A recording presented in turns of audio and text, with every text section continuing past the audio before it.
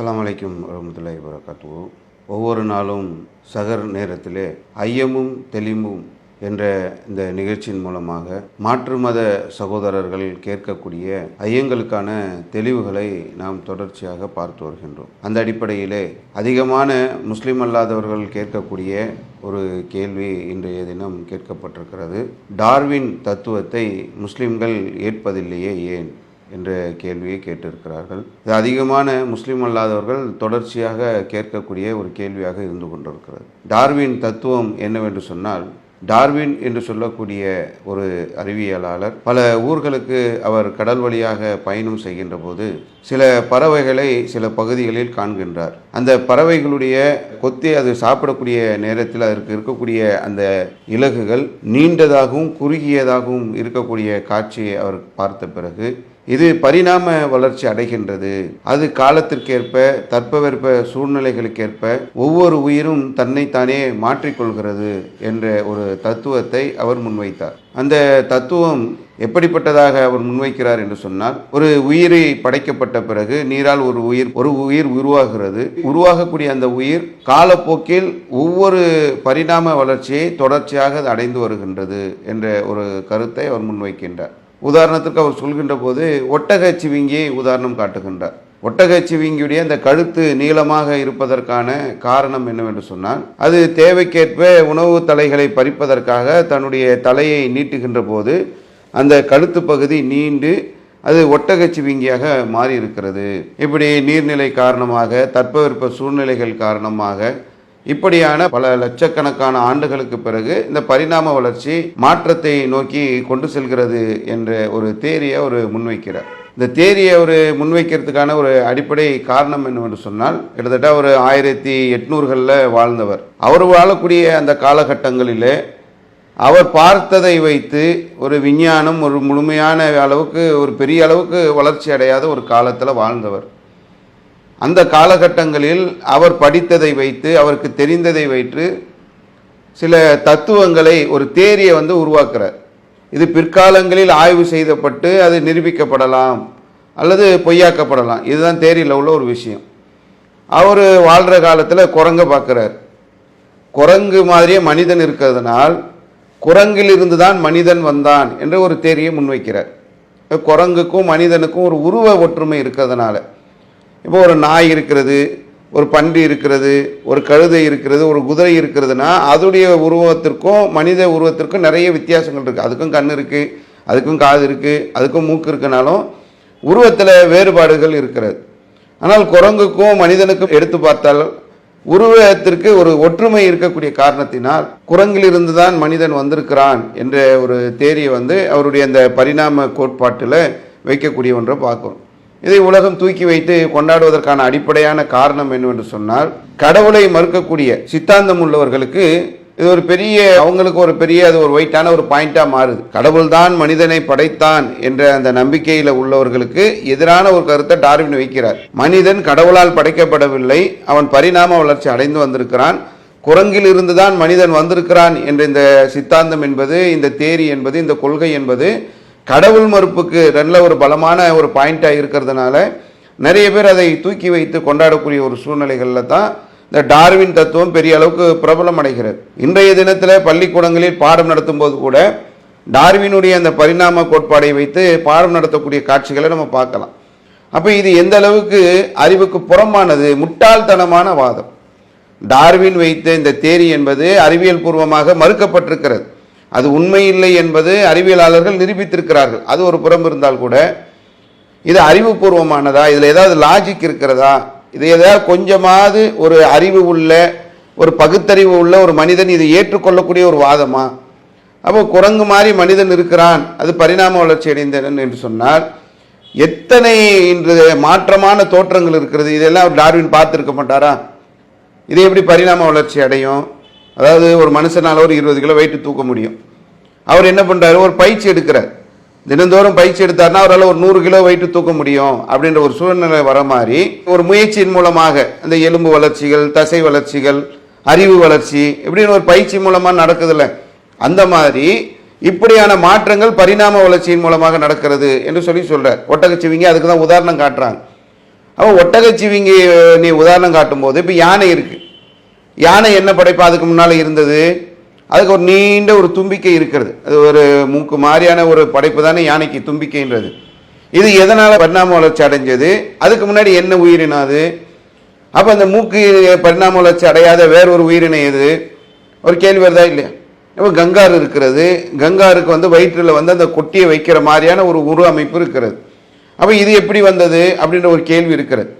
இப்படி நிறைய, அதாவது அறிவுபூர்வமாக லாஜிக்காக நம்ம கேட்கணும்னா இது கடவுள் மறுப்பு கொள்கை பேசக்கூடியவங்க கிட்ட அவ்வளவு கேள்வி கேட்கலாம். சரி, ஒரு உயிர் வந்ததில்லை, ஒரு நீரிலிருந்து ஒரு உயிர் வருகிறது, அதற்கப்புறம் தானே அது பரிணாம வளர்ச்சி அடைந்து வருகிறதுன்றாங்க. அது ஒரு பொய். இருந்தாலும் அந்த முதல்ல ஒரு உயிர் வந்ததில்லை, அந்த உயிர் எப்படி வந்தது? அதுக்கான அடிப்படை என்ன? இப்படி நம்ம நிறைய அறிவுபூர்வமான கேள்விகளை நம்ம கேட்கின்ற போது அதற்கு அங்கே விடை இல்லை என்பதை நம்ம பார்க்கலாம். டார்வின் தியரியை பொறுத்தவரையிலும், அதாவது நிரூபிக்கப்பட்ட அறிவியல் உண்மைகள் இன்றைய தினம் நிறைய இருக்கிறது. திருமறை குரானை நீங்கள் எடுத்தீர்கள் என்று சொன்னால் அந்த அறிவியல் உண்மைகள், நிரூபிக்கப்பட்ட அறிவியல் உண்மைகள், பூமியுடைய வடிவமாக இருக்கட்டும், மழை உருவாகிறதாக இருக்கட்டும், இரும்பு எங்கே கிடைக்கிறதாக இருக்கட்டும், கருவியலை பற்றி பேசியதாக இருக்கட்டும், இப்படி நிரூபிக்கப்பட்ட நிறைய அறிவியல் உண்மைகளை திருக்குரான் உண்மைப்படுத்துகிறது. அதாவது சில தேரி இருக்கும், இது ஒரு அனுமானமாக சொல்லப்படக்கூடியது. இந்த அனுமானங்கள் எல்லாம் பொய் என்று பிற்காலத்தில் நிரூபிக்கப்பட்டு விட்டது. இப்போ ஒரு தேரியை உருவாக்குறாங்க ஒரு அனுமானமாக. இதை குரான் சொல்கிறதா நம்ம எடுத்து கேட்டோம் என்று சொன்னால் அது உண்மையாக இருக்கின்ற பட்சத்தில் தான் குரான் அதை உண்மை என்று சொல்லும். அது பொய்யாக இருக்கும்போது, அது கற்பனையாக இருக்கும்போது, அது அறிவுக்கு புறம்பாக இருக்கும்போது, முட்டாள்தனமாக இருக்கும்போது அதையெல்லாம் குரான் பேசாது. அப்போ ஒரு மனிதன் குரங்கிலிருந்து வந்தான் என்பது அறிவுக்கு புறம்பானது, இது அறிவு ஏற்றுக்கொள்ளாத ஒன்று. அப்படி இருக்கின்ற போது இதை எப்படி குரான் பேசும்? மனிதனுடைய படைப்பை குரான் பேசுகின்ற போது நப்சி வாஹிதா, ஒரு ஆத்மாவிலிருந்து தான் மனித சமுதாயம் படைக்கப்பட்டிருக்கிறது. முதல் மனிதர் ஆதம் மண்ணிலிருந்து படைக்கப்பட்டிருக்கிறார். அதனுடைய துணை படைக்கப்பட்ட பிறகு இந்த ஒரு ஜோடியில் இருந்து தான் இன்று உலகத்தில் பல்கி பெருகி இருக்கக்கூடிய அத்தனை ஜீவராசி, அத்தனை மனிதர்களும் படைக்கப்பட்டிருக்கிறார்கள். ஒரு ஆண் ஒரு பெண், அந்த ஜோடியிலிருந்து வந்தவர்கள் தான் மனித குலம். இதை திருக்குரான் சொல்கிறது. அப்போ திருக்குரான் சொல்லக்கூடிய இஸ்லாமியர்கள் ஒரு நம்பிக்கை வைத்திருக்கக்கூடியதற்கு நேர் மாற்றமாக டார்வின் ஒரு தத்துவத்தை சொல்றார். குரங்கில் இருந்து தான் மனிதன் வந்தான். அவரு என்ன சிந்திக்கலன்னா, படைத்த படைப்பாளனை பற்றி அறிவு அவருக்கு இல்லை. அதனால இந்த தத்துவத்தை முன்வைக்கிறார். படைத்த படைப்பாளன் எப்படிப்பட்ட ஆற்றலுக்கு சொந்தக்காரன் என்று நீங்கள் எடுத்து பார்த்தீர்கள் என்று சொன்னால், இது ஒரு ஜீவராசியில இருந்து இவ்வளவு பரிணாம வளர்ச்சி அடைந்ததுன்றார். இப்படி இல்லை. நீங்க உலகத்தில் எடுத்தீர்கள் என்று சொன்னால், இப்ப கடல் பகுதி இருக்கிறது. கடல்ல நீங்கள் போய் பார்த்தீர்கள் என்று சொன்னால் லட்சக்கணக்கான மீன் இனங்கள் இருக்கிறது. ஒரே ஒரு உயிர் தான் அப்படி பரிணாம வளர்ச்சி அடைஞ்சு இதை ஒரு ஜீவனா நிக்குதுன்றது மாதிரி கிடையாது. ஒவ்வொரு படைப்பும் ஒவ்வொரு வித்தியாசம். மீன் மார்க்கெட்லாம் போனீங்கன்னா பார்த்துருப்பீங்க, எறா ஒரு மாதிரி இருக்கும், சொரா ஒரு மாதிரி இருக்கும். நிறைய வகை வகையான மீன்களை சாதாரண ஒரு மீன் மார்க்கெட்லேயே பார்க்கலாம். கடல்ல போனோம் என்று சொன்னால் மீன் வகைகளில் லட்சக்கணக்கான வகைகள் இருக்கிறது. பறவை எடுத்தீர்கள் என்று சொன்னால், இந்த வேடந்தாங்கல் மாதிரியான பகுதிகள் எல்லாம் சில நேரங்களில் பல நாடுகள்ல இருந்து பறவைகள் வரும். இது மாதிரி உலகத்தில் பல நாடுகளில் இது மாதிரியான பறவை சரணாலயங்கள் இருக்கிறது. சில ஜூல போனோம்னா பறவைகளுக்குன்னு செக்டாரை பிரித்து வச்சிருப்பாங்க. பறவைகளில் லட்சக்கணக்கான இனங்கள் இருக்கிறது. விலங்குகள் எடுத்தோம் என்று சொன்னால் விலங்குகளில் லட்சக்கணக்கான வகை இருக்கிறது. ஏதோ ஒரு ஜீவராசி தான் பரிணாம வளர்ச்சி அடைந்து கடைசியாக ஒரு மனிதனா நிற்கிற மாதிரி சொல்றாங்க. அப்படி இல்லை. சரி, அப்படி பரிணாம வளர்ச்சி மனிதன் அடைந்தானா மனிதனுக்கு அப்புறம் உள்ள பரிணாம வளர்ச்சி என்ன?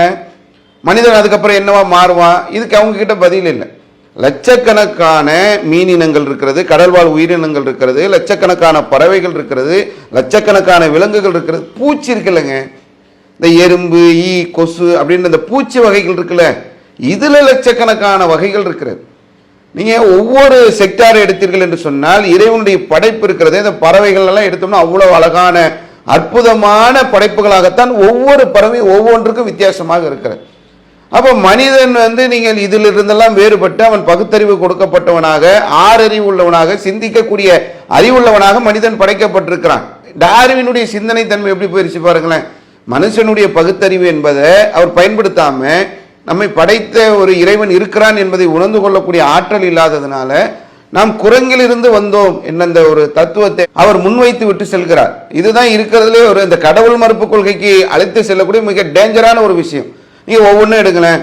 ஒரு நாயினுடைய மோப்ப சக்தி, இது எங்கிருந்து வந்தது? எப்படிப்பட்ட மோப்ப சக்தி என்று சொன்னால், ஒரு சின்ன பொருளை அதுக்கு வாசனையை போட்டுட்டு இங்கிருந்து ஒரு 1/2 கிலோமீட்டர் தூரத்தில் அதை கொண்டு போய் வைக்கிறாங்க. 1/2 கிலோமீட்டர் ஒரு புல்வெளி நிறைந்த ஒரு இடமாக இருந்தால் கூட அந்த வாசனையை மட்டும் போய் எடுத்துட்டு வரக்கூடிய ஒரு ஆற்றல். இது வேற எந்த ஜீவனுக்கு இருக்கிறது? பூனைக்கு இருக்கிறது எங்க இருக்கு? முயலுக்கு இருக்கிறது எங்க இருக்கு? நரிக்கு இருக்கிறது எங்க இருக்கு? சிங்கத்துக்கு இருக்கிறது என்ன இருக்கு? புலி. ஒவ்வொரு ஜீவராசிகளை எடுத்தாலும் ஒவ்வொரு ஆற்றல், ஒவ்வொரு அற்புதம். இவர் என்ன சொல்றாருன்னா, இந்த கழுத்து நீண்டதுக்கு ஒட்டகச்சிவிங்கி ஒரு உதாரணம் சொல்றார். இலை தலைகளை பறிப்பதற்காக கழுத்து நீண்டுறதுனால தான் ஒட்டகச்சிவிங்கியோட கழுத்து பெருசாச்சு. சரி, கழுத்து இல்லை சின்னதாக இருக்கக்கூடிய அடுத்த ஜீவரை என்ன? ஒட்டகச்சிவிங்கி மாதிரி உள்ளது வேற என்ன? இவரு படைப்புகளை பற்றி தெரியல. அல்லாஹ் எப்படி படைத்திருக்கிறான் என்று சொன்னால், அஃபலா எந்துருன இலல் இப்லி கைஃப குலிகத், நான் ஒட்டகத்தை எப்படி படைத்திருக்கிறேன் என்பதை நீங்கள் சிந்தித்து பாருங்கள்றான். ஒட்டகத்துக்கும் கழுத்து நீட்டா தான் இருக்கும். எப்படிப்பட்ட படைப்பு? ஒரு ஆடோ மாடோ ஒட்டகமா மாறல. ஒட்டகம் ஒட்டகமா தான் இருக்கு, ஆடு ஆடா தான் இருக்கு, மாடு மாடா தான் இருக்கு. இப்போ ஒட்டகத்தை பாலைவன கப்பல்ன்றாங்க. ஏன் பாலைவன கப்பல்ன்றாங்க? ஒரு ஆட்டை கொண்டு போய் நீங்க ஒரு ஆட்டை 1000 வருஷம் வைக்க முடியுமா? சரி, ஆட்டு சந்ததியை அடுத்த தலைமுறைகள், அதாவது ஒரு கூறு இல்லாத ஒரு கூறுகட்டத்தனமான ஒரு தேரி தான் இது. இதை எப்படி நிரூபிக்கவே முடியாது மனுஷனால. இப்ப யாரு மாறினா? ஒரு 10,000 வருஷமா குரங்காக இருந்து இப்போ இந்த அமெரிக்கால, அர்ஜென்டினால, சீனால, ரஷ்யால இப்போ மனுஷன் மாறி இருக்கிறான். ஒரு உதாரணத்தை சொல்ல முடியுமா? அறிவியல் பூர்வமாக அதற்கான நிறைய உதாரணங்களை சொல்லி அதை மறுக்கிறாங்க. லாஜிக்கலா கேட்கிறேன், ஒரு லாஜிக்கலா இங்க இப்போ குரங்கு மனிதனாக மாறிக்கொண்டிருக்கிறது எங்கேயாவது சொல்ல முடியுமா? சும்மா ஒரு போற போக்கில் இதை எழுதி வச்சுட்டு போயிட்டார். பெரிய அளவுக்கான மக்களிடத்தில் போற்றப்பட்டவர்ன்றதுனால, பல இடங்களுக்கு பயணம் செய்து ஆய்வு செய்தவர்ன்றதுனால அதை வைத்து இன்னைக்கு தூக்கி கொண்டாடக்கூடியவங்க கொஞ்சம் சிந்திச்சு பார்க்கணும், இது எப்படி சாத்தியப்படும். இப்போ உதாரணத்துக்கு நம்ம ஒட்டகத்தை எடுத்தோம்னா, ஒட்டகம் ஒரு படைப்பு, இறைவன் படைச்சிருக்கிற பாலைவன கப்பல். ஒரு ஆடையோ ஒரு மாட்டையோ நம்ம எடுத்துட்டு போய் பாலைவனத்தில் வைத்து அதை பாலைவன கப்பலாக மாற்றிட முடியுமா?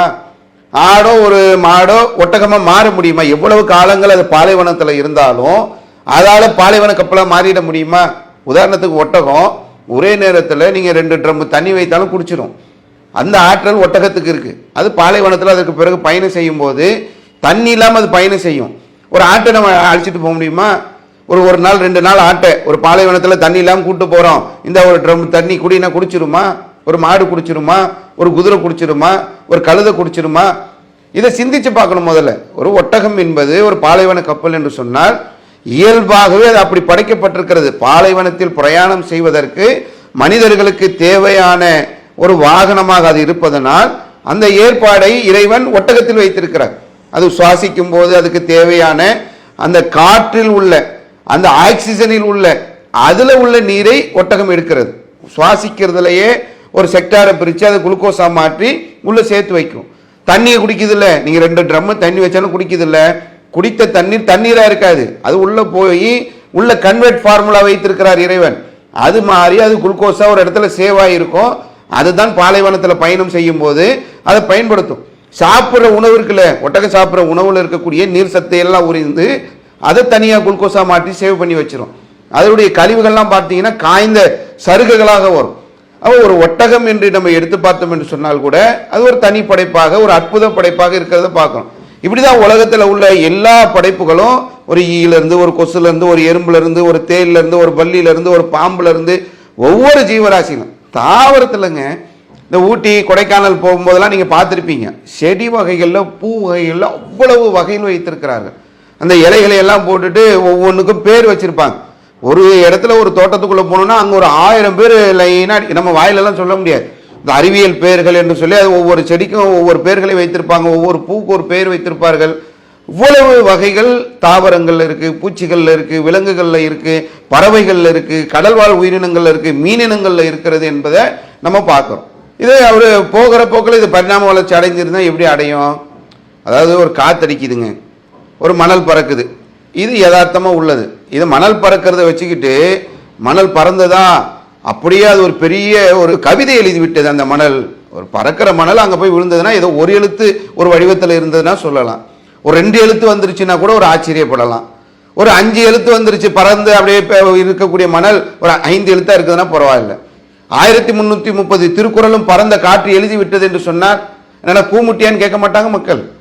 அதாவது ஒரு செயல் நடக்கிறது என்று சொன்னால் அந்த செயல்ல எது சாத்தியம், எது அறிவுபூர்வமானது, எது நிதர்சனமானது, எது நடக்கக்கூடியதுன்றது மனுஷன் யோசிப்பான்ல. அந்த மாதிரி ஒரு காத்தடிச்சா ஒரு மணல் பறக்குதுன்னா மணல் பறந்ததுன்னு சொல்லிட்டு அதுக்கு பின்னாடி அறிவுபூர்வமான கருத்தை சொல்றேன்னு முட்டாள்தனமா கருத்தை சொன்னா போகிறோம், ஒரு திடீர்னு ஒரு ஆக்சிடென்ட் ஆகுது. ஒருத்தர் பேனா வச்சுருந்தாரு, பேனா உள்ள கீழே விழுந்துருச்சு. கீழே விழுந்த பேனா ஒரு பெரிய நாவல் எழுதிருச்சுன்னா விழுந்த உடனே பேனா தெரிக்கும். ஏதாவது ஒரு கிறுக்கு இருக்குதுன்னா கூட ஒரு நம்பலாம். விழுந்த பேனா திடீர்னு என்ன ஆகுதான், அப்படியே ஒரு பெரிய கதை, ஒரு பெரிய கட்டுரை எழுதி முடிச்சிருச்சுன்னு சொன்னால் நான் கிறுக்கு போயிலன்னு கேட்க மாட்டாங்க. அதாவது என்ன சொல்கிறேன் டார்வின்னா, ஒரு புரிஞ்சுக்கிறதுக்கு சொல்லணும்னா, இந்த சின்ன பசங்க விளையாடும் போது இந்த ஊர்களில் பார்த்தீங்கன்னா பனங்காயில் வந்து வண்டி ஓட்டிகிட்டு போவாங்க. ஒரு சிலர் இந்த சைக்கிள் டயரை வச்சு ஓட்டிகிட்டு போவாங்க. இதெல்லாம் ஆரம்ப காலங்களில் சின்ன வயசுலலாம் நீங்கள் பார்த்துருப்பீங்க. இந்த மாதிரி ஓட்டிகிட்டு போகும்போது அதில் எந்த வசதியும் இருக்காது. ஓட்டிகிட்டே போயிட்டு இருக்கான்னு வைங்களேன், அதுவே பரிணாம வளர்ச்சி அடைந்த இந்த டயரே வந்து சைக்கிளாக மாறிடுது. சைக்கிளை அப்படியே ஓட்டிக்கிட்டே இருக்கிறான் பையன், அப்படியே பரிணாம வளர்ச்சி அடைந்து அதில் வந்து மோட்டர் வந்துருச்சு. அது வந்து மோட்டரில் வந்து அதுக்கப்புறம் அதே பெட்ரோல் வந்து ஊற்றிக்கிச்சு. அப்படியே அது வேகமாக போயிட்டே இருக்கும்போது 4 பசங்க ஏறினோடனே பைக் வந்து அப்படியே ஆட்டோவாக மாறிடுது. அப்புறம் இன்னும் 2 பேர் ஏறினோன்னா அது காராக மாறுது. இன்னொரு 10 பேர் ஏறினோன்னா அது கிராமத்தில் பஸ்ஸாக மாறிடுச்சு. கிராமத்தில் உள்ளவங்களாம் ஏறினோன்னா அது ஃப்ளைட்டாக மாறிடுச்சு. அங்கே போய் தண்ணி ஏறி வந்த உடனே அது கப்பலாக மாறிடுச்சு. அப்படியே கப்பல்லேருந்து வெளியே வந்த உடனே அது ஏரோப்ளைனாக மாறிடுச்சு. அப்படின்ன உடனே கேட்குறவன் கேனையனாக இருந்தாக்கா அப்படின்னு நிறைய சொல்லுவாங்கல்ல, அந்த மாதிரி சொல்லிக்கிட்டே போக வேண்டியதுதான். அப்போது ஒரு அறிவுபூர்வமான ஒரு வாதம் கிடையாது. ஒரு மென்பொருள் ஒரு சாஃப்ட்வேரை தயாரிக்கிறாங்கன்னா அந்த சாஃப்ட்வேரை தயாரிக்கிறதுக்கு எவ்வளோ நேரம் ஆகும், எவ்வளோ உழைப்பு இருக்குது, இதெல்லாம் தெரிஞ்சவங்க இல்லைங்க நான் அதை போனங்க அதை எடுத்துகிட்டு வந்துட்டாங்க சாஃப்ட்வேர்னா அது எப்படி ஏற்றுக்குவாங்க? இப்போ இந்த தாக்குதல்லாம் நடக்குது, நிறைய போர்லாம் நடக்குது, இருக்கக்கூடிய போலிங் விமானம், அந்த கப்பல், பெரும் பெரும் போர்ப்படை கப்பல்கள்லாம் தானாக வந்துருச்சுன்னு சொன்னால் ஒவ்வொன்றுத்துக்கு பின்னாலேயும் ஒரு அதுக்கான படைப்பு இருக்கிறது, அதுக்கான அறிவு இருக்கிறதுன்றது மனுஷன் புரிகிற மாதிரி மனித படைப்புனா சாதாரண படைப்பான். ஒவ்வொன்றும் அற்புதமானது. அவன் கண்ணாக இருக்கட்டும், அவனுடைய மூளையாக இருக்கட்டும், அவன் உடலில் இருக்கக்கூடிய ஒரு இதயமாக இருக்கட்டும், அவனுடைய இரத்த நாளங்களாக இருக்கட்டும், அவனுடைய நரம்பு மண்டலமாக இருக்கட்டும், எலும்புகளாக இருக்கட்டும், நுரையீரல், கல்லீரல், சிறுநீரகம், அவ்வளவு அற்புதமான ஒவ்வொன்றும் அதனுடைய படைப்புகள் உள்ள நம்ம போய் பேச ஆரம்பித்தோம் என்று சொன்னால் அவ்வளவு பிரம்மாண்டமான படைப்புகள் மனிதனுடைய உடலுக்குள்ள இருக்கிறது. சாதாரண ஒரு ரத்த உற்பத்தி எடுத்தீர்கள் என்று சொன்னால் கூட இன்னைக்கு மனிதனால வெளியில் ரத்தத்தை உற்பத்தி பண்ணிட முடியுமா? எவ்வளோ அறிவியல் உலகத்துக்கு உச்சிட்டு வந்துட்டோம். மருத்துவ உலகத்தில் நாங்கள் எங்கேயோ வந்துட்டோம். ஒரு பொருள், ஒரு ஆர்கன்ஸ் எடுத்து இன்னொரு மனிதனுக்கு ஆர்கன்ஸ் வைக்கக்கூடிய அந்த ஆர்கன்ஸ் வேணும், இருந்தால் தான் பண்ண முடியும். அப்போ இவ்வளவு வளர்ச்சிகள் வந்ததுக்கு பிறகு கூட மனிதனுடைய அந்த உடலில் இருக்கக்கூடிய அந்த உறுப்புகள் இருக்குல்ல, எவ்வளோ அற்புதமான படைப்பு. இது எப்படி வந்து இதை வந்து குரங்குலேருந்து வந்துச்சுன்னீங்களே, இதுக்கு கொஞ்சமாவது அறிவு வேணாவா? இப்போ அறிவியல் உலகம் நிறைய ஆய்வு செய்கிறாங்க. இப்போ மனுஷனுக்கு ரத்தம் வேணும், நிறைய ஆக்சிடென்ட் ஆகுது, நிறைய விபத்துகள் நடக்குது, நிறைய அறுவை சிகிச்சைகள் செய்கிறாங்க. பிரசவ நேரத்தில் கூட நிறைய ரத்தப்போக்கு ஆயிடுது. இது மனிதனுக்கு ரத்தம் தேவைன்றதுக்காக மனுஷன் என்ன பண்ணுறான்னா இங்கே இருந்து ரத்தம் எடுக்கலாமா? ஏன்னா பொதுவாகவே இப்போ ரத்தன்றது இல்லை, இந்த டார்வின் மாதிரி பார்வையாளர்களுக்கு புரிய வைக்கணும்னா குரங்குக்கு அறுத்தம்னு வைங்களேன், அதுலேயும் வந்து சிவப்பு ரத்தம் தான் வரும். ஒரு கழுதைக்கு அறுத்தா அந்த ரத்தமும் சிவப்பாக தான் இருக்கும். ஒரு குதிரைக்கு வர்றதும் ஒரு சிவப்பு ரத்தம் தான். ஒரு நாய்க்கு அறுத்தாலும் சிவப்பு ரத்தம் தான். எலிக்கிட்டையும் சிவப்பு ரத்தம் தான் வரும். அப்போ நமக்கு ரத்தம் வேணும், மனுஷனுக்கு ரத்தம் வேணும்னா இங்கெல்லாம் ரத்தம் இருக்குல்ல, எடுத்து மனுஷ உடம்புல ஏற்றிடலாமா? நிறைய ரத்தம் தேவை. அப்போ இருக்கக்கூடிய விலங்குகள் கிட்ட இருக்கக்கூடிய ரத்தத்தெல்லாம் எடுத்து மனுஷனுக்கு ஏற்றிடலாமான்னா மனுஷனுக்கே மனுஷ ரத்தத்தை நிறைய பேருக்கு ஏற்ற முடியாது. மனித ரத்தம் இருக்குல்லங்க, இந்த ரத்தத்திலேயே அதில் வந்து நிறைய வகைகளை பிரித்து வச்சிருக்கிறாங்க. B negative, B positive, O positive, O negative, பியில் வந்து இப்படி, ஓல இப்படின்னு ஒவ்வொன்று பிரித்து பிரித்து பிரித்து பாசிட்டிவ் நெகட்டிவ்லாம் எப்படி வருதுன்றது எல்லாம் பார்த்து தான் இந்த ரத்தத்தை தான் இந்த மனிதனுக்கு ஏற்ற முடியும் என்று மனித ரத்தத்திலே வகையை பிரித்து வச்சிருக்கிறாங்க. அப்போ ஒரு எலியுடைய ரத்தத்தை நம்ம பயன்படுத்த முடியுமான்னு எடுத்து ஆய்வு செய்கிறான், பயன் இல்லை. ஒரு நாயுடைய ரத்தத்தை பயன்படுத்த முடியுமா? பயன்படுத்த முடியாது. ஒரு கழுதையுடைய ரத்தத்தை பயன்படுத்த முடியுமா? பயன்படுத்த முடியாது. குரங்குடைய ரத்தம் பயன்படுத்த முடியுமா? பயன்படுத்த முடியாதுன்னு விஞ்ஞான உலகம் சொல்கிறது. மனிதன் வந்து இன்று அவனுக்கு தேவையாக இருக்கக்கூடிய ஒவ்வொரு உடம்புல எவ்வளோ ஆர்கான்ஸ் இருக்கு. நான் இப்போ போய் ரத்த தானம் பண்ணிட்டு வரேங்க, ஒரு நான் கொடுத்துட்டு வந்துட்டேன் ரத்த தானம் சொன்னால் 2 நாள் 48 ஹவர்ஸ்ல என் உடம்புல திரும்ப ரத்தம் உற்பத்தி ஆயிரும். நான் எந்த ரத்தத்தை நான் தானம் பண்ணிட்டு வந்தனோ அந்த ரத்தம் என் உடம்புல உற்பத்தி ஆகுது. உடம்புல அதுக்கான ஃபேக்டரி இருக்கு. மனுஷனுக்கு வெளியில செலவு பண்ணி அந்த ஃபேக்டரி வைக்க முடியுமா? எத்தனை கோடி வேணாலும் செலவு பண்ணுங்க, உங்க மொத்த மருத்துவ உலகத்தையும் கொண்டு வந்து வைத்து மொத்த மனித அறிவையும் வைத்து ரத்தத்தை உற்பத்தி செய்யணும்னா முடியல. அப்ப எங்கேயாவது கிடைக்குமா? ஏதாவது விலங்குல இருந்து எடுக்கலாமான்னு பார்த்தா அதுவும் இல்லை, ஒத்து போகல. அது வேற படைப்பு, இது வேற படைப்பு என்பதையெல்லாம் மனிதர்கள் இன்று கண்டறியக்கூடிய ஒரு நிலையை பார்க்கும். இன்னும் நம்ம சொல்ல வேண்டும் என்று சொன்னார், கம்ப்யூட்டருக்கு ஒரு மொழி இருக்குல்ல, 1 0 1 0 வரும். அதைத்தான் இன்று வந்து பல மொழிகளை கண்டுபிடித்து அது கம்ப்யூட்டருக்கு புரிகிற மாதிரி கன்வெர்ட் பண்ணி கொடுக்குறாங்க.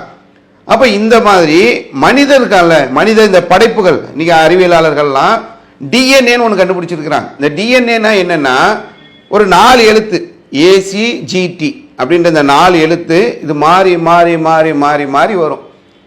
அது அது பெரிய ஒரு உலகன்னு வைங்களேன். இந்த டிஎன்ஏ பற்றி நீங்கள் உள்ளே போனீங்கன்னா அது ஒரு பெரிய அவ்வளவு அற்புதமான ஒரு படைப்பாகத்தான் இன்னைக்கு அந்த டிஎன்ஏவை வைத்து இந்த உயிர் அணுக்களை பற்றி மனிதன் ஆய்வு செய்து கொண்டிருக்கிறான். அது ஒரு டிஎன்ஏக்குள்ள ஆய்வுகளை எடுக்கும் போது அது அவ்வளவு தேவைப்படுது. என்ன நினைக்கிறான்னா அது குரங்கு மாதிரி மனுஷன் இருந்தவன குரங்குல இருந்து மனுஷன் வந்துட்டான்னு சொல்லிட்டு போயிட்டான். இன்று இந்த டிஎன்ஏவை ஆய்வு செய்யக்கூடிய மனிதர்கள் மனிதனுடைய டிஎன்ஏ என்ன, குரங்குடைய டிஎன்ஏ என்ன, பன்றியுடைய டிஎன்ஏ என்ன, நாய் எல்லா டிஎன்ஏக்களை வைத்து ஆய்வு செய்கிறார்கள். மனுஷன் இன்னைக்கு அதிசயித்து நிற்கிறான். அப்போ அவ்வளவு ஒரு அற்புதமான ஒவ்வொரு இந்த டிஎன்ஏ ஆய்வுகள், மனித உடற்கூறு ஆய்வுகள், இனி உலகத்தில் இருக்கக்கூடிய அறிவியலாளர்கள் நிறைய ஆய்வாளர்கள் டார்வினுடைய அந்த தத்துவத்தை அவருடைய தேரியை ஒரு நிரூபிக்கப்படாத ஒரு கற்பனையில் சொல்லப்பட்ட ஒரு விஷயம் என்பதை எல்லாம் மறுத்திருக்கிறாங்க. நிதர்சனமாக இறைவன் ஒரு மனிதனை இறைவன் படைக்கிறார், அதற்கு பிறகு அவருடைய துணையை படைக்கிறார். அந்த 2 ஜோடிகளில் இருந்துதான் இந்த மனித சமுதாயத்தை இறைவன் படைத்திருக்கிறார் என்பதுதான் இஸ்லாமியர்கள் நம்பிக்கை கொள்ளக்கூடியது. டார்வின் கோட்பாடு என்பது நம்முடைய அறிவுக்கு அப்பாற்பட்ட, சிந்தனைக்கு அப்பாற்பட்ட, பகுத்தறிவுக்கு எதிரான முட்டாள்தனமான ஒரு வாதமாக இருக்கிறதுனால தான் இஸ்லாமியர்களாகி இருக்கக்கூடிய நாங்கள் அதை ஏற்றுக்கொள்வதில்லை. இன்னும் சம்பந்தமான நிறைய அறிவியல்கள் உண்மைகள் இருந்தாலும் அறிவியலாளர்கள் டார்வின் சொல்லக்கூடிய அந்த தத்துவத்தை, அந்த தியரியை மறுத்திருக்கிறார்கள். அது அறிவுபூர்வமானது அல்ல, அது நிரூபிக்கப்படாத ஒரு தேரியாகத்தான் இன்று வரைக்கும் இருந்து கொண்டிருக்கிறது. மனித அனைத்து ஜீவராசிகளும் அந்தந்த அடிப்படையில் தான் படைக்கப்பட்டிருக்கிறது என்பதுதான் அறிவியல் சொல்லக்கூடிய உண்மை. அதைத்தான் திருக்குரானும் சொல்கிறது. அதனால் தான் இஸ்லாமியர்கள் டார்வின் கோட்பாட்டை, அந்த தத்துவத்தை ஏற்றுக்கொள்வதில்லை என்பதை பதிலாக சொல்லிக் கொள்கிறோம். அஸ்ஸலாமு அலைக்கும் வரஹ்மத்துல்லாஹி வபரகாத்துஹு. அல்லாஹு அக்பர், அல்லாஹு அக்பர்.